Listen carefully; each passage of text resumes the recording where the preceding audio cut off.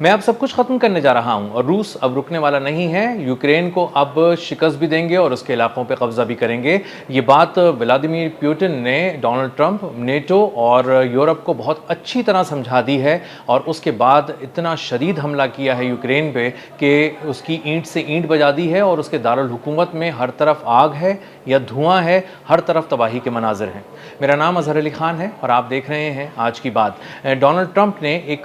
Phone किया और वो फ़ोन बहुत ही अहम फ़ोन था जो उन्होंने व्लादिमीर पुतिन को किया। व्लादिमीर पुतिन को किया जाने वाला ये फ़ोन 10-20 मिनट का नहीं था, 30-40 मिनट का भी नहीं था, बल्कि पूरे 1 घंटे 25 मिनट का फ़ोन था। 85 मिनट तक दोनों रहनुमा जो थे रूस और अमेरिका के, वो बात करते रहे और इस फ़ोन कॉल की अहमियत बहुत ही ज़्यादा है क्योंकि इस फ़ोन कॉल से पहले एक कॉन्स्टेंटिनोवा एक शहर है जो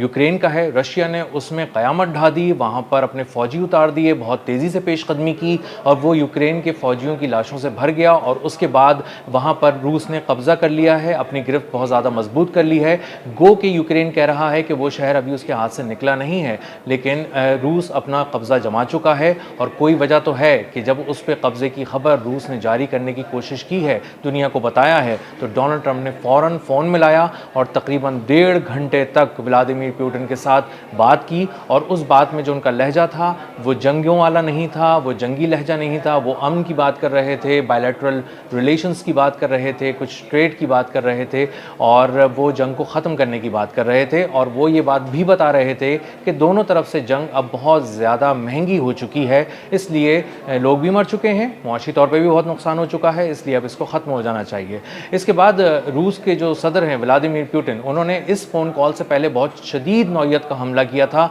और 2 बहुत बड़े हमले किए थे यूक्रेन पे और उस ख़ास तौर पे उसके दारुल हुकूमत कीव को निशाना बनाया था और वहाँ पे फ़ौजी स्ट्रक्चर को उड़ा दिया था, वहाँ पर जो सिविलियन स्ट्रक्चर था उसको भी उड़ा दिया था और बहुत सारी ऑयल रिफाइनरीज़, ऑयल फैसिलिटीज़ और दीगर जो मिलिट्री साइट्स थी उनको बहुत ही एक्यूरेसी के साथ निशाना बनाया था। अब उसके बाद जब ये फ़ोन कॉल हुई और उसके बाद डोनाल्ड ट्रंप ने बातचीत की, तो उसके बाद एक बार फिर रात को और सुबह रूस ने बहुत बड़ा हमला किया यूक्रेन पे और एक बार फिर उसके दारुल हुकूमत कीव को निशाना बनाया, वहाँ पे मिलिट्री साइट्स पे दोबारा क़यामत ढा दी, बहुत सारे रेजिडेंशियल एरियाज़ को निशाना बनाया गया, बहुत से लोग मर गए, बहुत से लोग ज़ख्मी हुए, हर तरफ तबाही के मनाजिर एक बार फिर देखने में आ रहे हैं और अब यूक्रेन अपने दिल के अंदर इस जंग का दर्द महसूस कर रहा है। पहले उसके फ़ौजियों की लाशें गिर रही थी, बहुत सारे शहर उसके पामाल हो रहे थे, ताराज हो रहे थे, लेकिन अब मसला ये है कि वो ये जंग दारुल हुकूमत कीव तक पहुंच गई है और अब सिर्फ कीव में ही लड़ी जा रही है और इसका मतलब ये है कि ज़ेलेंस्की पे बहुत ज़्यादा प्रेशर बढ़ चुका है, अंदर से भी, यूरोप का भी, बाहर से भी, कि अब इस जंग को ख़त्म करो, अब इस जंग को समेटो, किसी इस तरह से कोई पॉइंट ढूंढो कि लगे कि तुम जीत रहे हो या बस तुम्हारी भी थोड़ा हाथ ऊपर है, थोड़ा रूस का ऊपर है और अब ये जंग हम ख़त्म करने जा रहे हैं। लेकिन व्लादिमीर पुतिन जो है वो इसको फिनिश इट ऑफ का वो कह रहे हैं और 2 टोक अल्फाज में बता रहे हैं कि मैं अब इसको ख़त्म करने जा रहा हूँ सब चीज़ों को। इसका मतलब बहुत से निकलते हैं, इसका एक मतलब ये निकलता है कि मैं कोई बहुत बड़ा हमला करने जा रहा हूँ जो एटमी हमले से शायद नीचे होगा या एटमी हमले के बराबर होगा, या फिर वो अब ये बताना चाह रहे हैं कि जहाँ जहाँ उनकी फ़ौजें पहुँच चुकी हैं पेशकदमी करके, अब वो वहाँ पर अपनी फ़तह का ऐलान कर देंगे, उन शहरों को अपना बना लेंगे और वहाँ पे रूस का परचम लहरा देंगे और वो अब यूक्रेन के हाथ से निकल जाएंगे। कॉन्स्टेंटिनोवा एक उनका शहर था, वहाँ पे बहुत घुमसान की जंग हुई है यूक्रेन की फ़ौज और रूस की फ़ौज के दरमियान और अब वहाँ रूस का जो पलड़ा है वो बहुत ज़्यादा भारी है और उसकी गिरफ्त बहुत ज़्यादा मजबूत हो चुकी है। इसी तरह डॉनबास एक शहर है, वहाँ पर भी ये पहुँच चुका है रूस और बहुत आगे पहुँच चुका है, एडवांसमेंट करता हुआ मिलिट्री वो पहुँचने के बाद वहाँ पर अपना कब्ज़ा जमा चुका है और इसका मतलब ये है कि ज़ेलेंस्की को अब बहुत ज़्यादा मुश्किल पेश आ रही है। ज़ेलेंस्की और यूक्रेन की फ़ौज मिलकर कोशिश कर रहे हैं कि वो डीप इनसाइड रशिया के अंदर बहुत सी ऑयल फैसिलिटीज़ और मिलिट्री स्ट्रक्चर को निशाना बनाएं और ये बहुत हद तक कामयाब भी हो रहे हैं। लेकिन मसला ये हो रहा है कि जो रूस है वो बहुत ही शिद्दत के साथ जवाब दे रहा है। रूस एक रात में 74 से ज़्यादा बैलिस्टिक मिसाइल फायर कर रहा है यूक्रेन पे और इसी के साथ साथ तकरीबन 600 के करीब ड्रोन फायर कर रहा है और वो तमाम ड्रोन्स जो हैं जो लॉन्च किए जाते हैं आकर ठीक ठीक अपने हदफ को निशाना बना रहे हैं और यूक्रेन की फ़ौज उन्हें रोकने में और बैलिस्टिक मिसाइल्स को रोकने में नाकाम हो रही है। और आज भी सुबह और गुज़िश्ता रात को भी रूस ने कीव पर एक बहुत ही शदीद हमला किया है जिसमें उसने बैलिस्टिक मिसाइल्स का इस्तेमाल किया है और ड्रोन्स का इस्तेमाल किया है और और ख़ास तौर पे शहरियों को शहरी जो बिल्डिंग्स हैं उनको निशाना बनाकर ये बात बताई है कि अब इस दर्द को उसके यूक्रेन के शहरी भी महसूस करेंगे और यूक्रेन के शहरियों को अब जब चोट बहुत ज़ोर से लगेगी, उन्हें अपने सामने आग नज़र आएगी, उनको हर तरफ धुआं नज़र आएगा, तो वो अपनी हुकूमत पर और भी ज़्यादा दबाव बढ़ा देंगे। और ये सारा मामला इसलिए भी गर्म हो रहा है रूस की जानिब से कि नेटो समिट होने वाली है तुर्किया में और अंकारा के अंदर तमाम जो यूरोप के कायदीन हैं वो जमा हो रहे हैं, तमाम अस्करी और मुआशी ताकतें यूरोप की जमा हो रही हैं, नेटो भी आ रहा है, डोनाल्ड ट्रंप भी पहुँच रहे हैं और 7 और 8 जुलाई को ये बहुत ही अहम एक नेटो समिट होने जा रही है और इसका बुनियादी तौर पे जो मौजू है वो रूस के साथ यूक्रेन की जंग है, यूरोप की जंग है जिसको फंड कर रहा है बेसिकली यूरोप और ज़ेलेनिस्की के कंधे पर रखकर रूस पर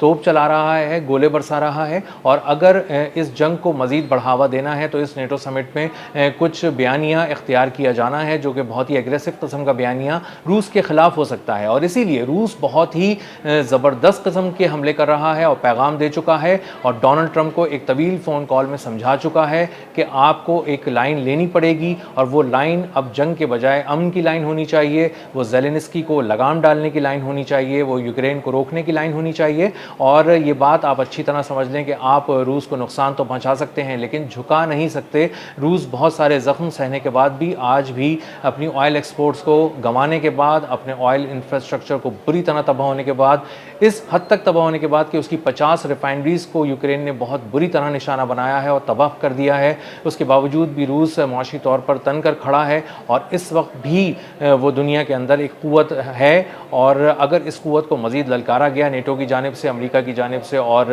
यूरोप की जानिब से तो रूस बहुत ही एग्रेसिव किस्म का कोई इक़दाम लेगा और जो वो बार बार कह रहे हैं फिनिश इट ऑफ, मैं इसको ख़त्म करने जा रहा हूँ चीज़ों को, इसका मतलब ये है कि एक बहुत बड़ा हमला रूस प्लान कर रहा है। तो नेटो समिट से पहले बहुत बड़ा पैगाम रूस ने दे दिया है और डोनाल्ड ट्रंप को फ़ोन करने पे मजबूर कर दिया है, 1.5 घंटे की बातचीत पे मजबूर कर दिया है और बता दिया है कि उनके लोग कहाँ कहाँ तक पहुँच चुके हैं, कौन कौन से यूक्रेन के इलाके हैं जो उस पर कब्ज़ा किया जा चुका है या फिर वहाँ पर गिरफ्त मजबूत की जा चुकी है और यूक्रेन अब जितना भी चाहे उछल कूद कर ले और दुनिया को बताए कि मैं तो बहुत बुरी तरह हमले कर रहा हूँ और रूस को बहुत ही गहरे ज़ख्म पहुँचा रहा हूँ। दरअसल बात यह है कि रूस ये जंग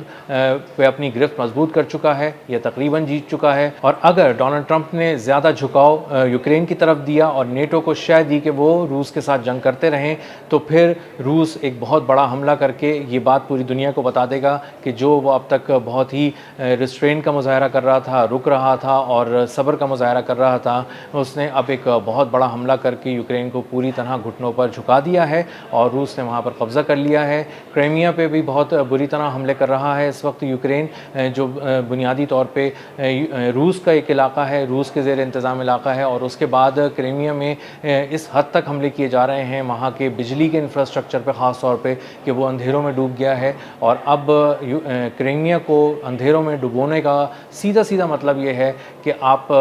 प्यूटिन के दिल में अंधेरा करने जा रहे हैं और ये प्यूटिन होने नहीं देंगे और रूस की फ़ौज इसीलिए पेशकदमी करते हुए डॉनबास और कॉन्स्टेंटिनोपल तक पहुंच चुकी है, वहाँ पे अपनी गिरफ्त मजबूत कर चुकी है और आने वाले दिनों में अगर इस जंग को नहीं रोका गया तो इस जंग का दायरेकार यूरोप के किसी और मुल्क तक फैल सकता है और उसके बाद जब एक मुल्क में रूस वहाँ पहुँचेगा तो इसका मतलब ये है कि एक पूरा नया महाज़ जंग खुल जाएगा, यूरोप खुलकर सामने आ जाएगा जो अभी इस वक्त वो खामोशी से पीछे बैठकर वार कर रहा है, अपना साजो सामान दे रहा है, असला दे रहा है और पैसे दे रहा है ज़ेलेनिस्की को, फिर उसको खुल के सामने आना पड़ेगा और रशिया से टकराना पड़ेगा।